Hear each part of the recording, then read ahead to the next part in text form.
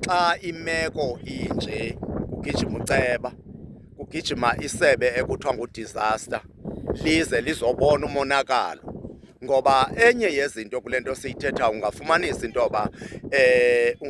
into yoba lo mnikazi mzi angaphela engabuyi kuba indlu yakhe seyide yabe yawa bham, uyayibona, mhlawumbi akanandawo yakubuya yokusithela. Kodwa ke Lwandile, mhlawumbi unayo imibuzo ngakootata, ndikunike ithuba lakho bhuti. Tatam, ndibulise nakuwe. Sibona indlela eXhobo ilolu hlobo, sibona la masikizi siwabonayo. Kwenzeka ntoni? Indlela asinayo apha tata tu, indlela oko siyayizama nangoku ndiqinisekile inoba niyabona endaweni sizama upeshapesha kuzo, sizama ulungisa. Ngangabana kule veki iphelileyo besikhona le endleleni siyozama ulungisa tot usuka phantsi koNomilothu kuhla ukuza kwenkalo ekuthiwa komzembele uzezantsi uzoma kwaMqhiku, isikakhulu nonyuka apha imoto zigqajukela ngamavili because indlela iphelile. Tot yokuma apho iphela khona le ndlela akukho nto intle kule ndlela. Lwandile, Kodwa kudala sikhala ngale ndlela oko sisithi kule ndlela ilongo le ndlela oko sikhala ngale ndlela uba ilongo oko sibetha amasamenti, iimali zamasamenti asinazo nezi mali uba akukho misebenzi inqabeni. Sizama into yoba makulunge le ndlela. Siyabulela bhuti, siyabulela kubabukeli bethu sisizwe. Endiyakuthanda ukubuza mna bhuti, sizibonile indlela ukuza apha kubuhlungu kakhulu, ukuza apha akukho kuhle nje tu kubi tata. Ingaba uward councillor wenu uyayazi le meko nje lenihlala kuyo? Siyisile kuye uward councillor wethu, samxelela samcacisela ngokuthi hey kudala futhi kudala wabe sithi naye uyidlulisile kwabangaphambili kunaye, akutenayo akukude kubekho sizo ade libonakale. Ingaba yena tata uyeza uzobona ngelihlo lenyama lakhe noba kuphela kuba yena omxelela? Ujika khona le eriver ukuza ngapha akade afike. Inkosi. mhlawumbi akanamoto ahamba ngayo? Unantsi uward committee wethu, Ward council, ukhansila straight uceba.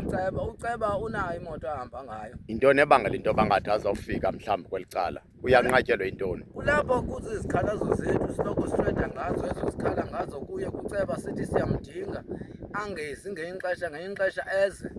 Sithi simxelele iingcaciso zethu, sithi ngelinye ixesha sigqibesile umdibana ngoko kwelo xesha angaze aphinde.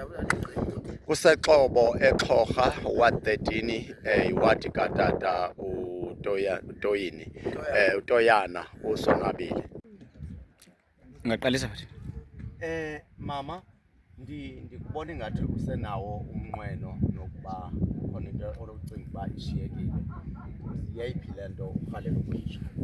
Ukutsho mama unofumanekile lo kuthethayo. Ya. Ndilibele into yokokuba abantwana abancane, abantwana kuthiwa baqala ikhishi. Ya. Baqala ungena esikolweni, baphuma ekhishi bangena esikolweni. Uthatha umntana esengowekhishi uyombeka kwelinye ilizwe. Nangoku ndithetha ngabantwana bethu basebazihlobeni kwiindawo ezikude ngapha kwezinye ezingapha kweXhorha, ngoba asikwazi, akukho moto yoba singayenza izitafu zokuba mazibathathe zibase. Ibuhlungu ke ngoku ukuthi umntana akho emncinci uqala ukukhuliswa ngumntu, nangumntana athi okanye noba kule ncwadi yesihlanu akwazi uba ungamgqithisela kwenye indawo.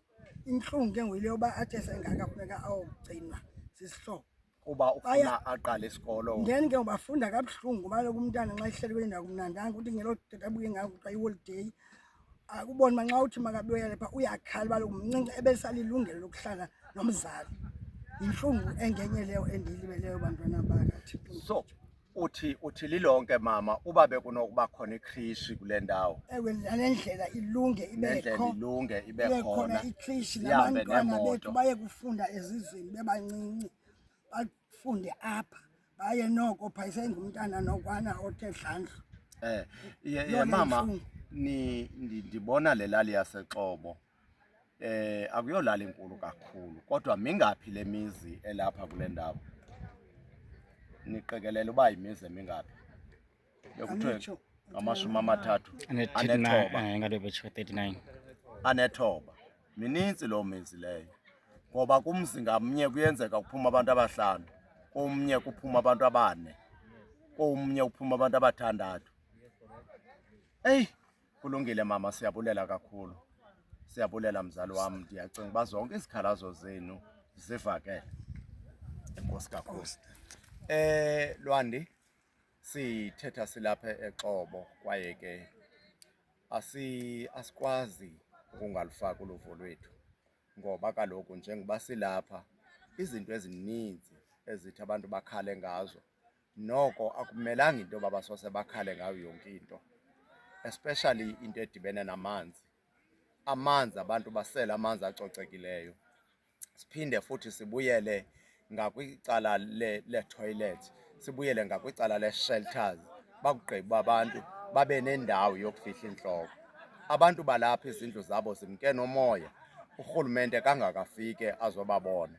Sibuza umbuzo ke into yoba bona ingabe yabo impilo mhlawumbi ayinaxabiso na kurhulumente. Yintoni kunje? Ngamanyala ntoni la siwabonayo? Umzekelo, nanku umlambo, abantu bazawubona nanku umlambo ebekumele uba lo mlambo bawela apha babheke edutywa, ngoba bathi idutywa iyole kufutshane, ebekumele into yoba ke ngoku kukhona ibhlorho kule ndawo. Aba bantu bayeke ukuhamba laa mhlaba umde beyophumela koophongoma, beyophumela kwezaa ndawo besiqale kuzo, bawela apha abantu bahambe babheke edutywa.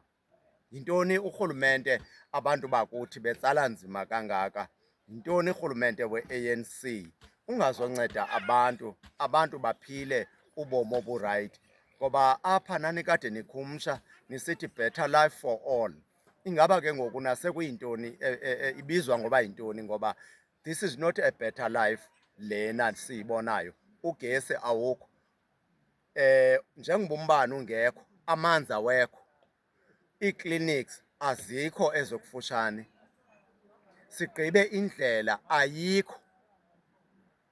Ootitshala ekuthiwa basuke edolophini ngamanye amaxesha xa kunetha bahamba umhlaba omde kakhulu ngeenyawo, because bayehliswa ootitshala balapha koXhobo, koo-Riverview, bayehliswa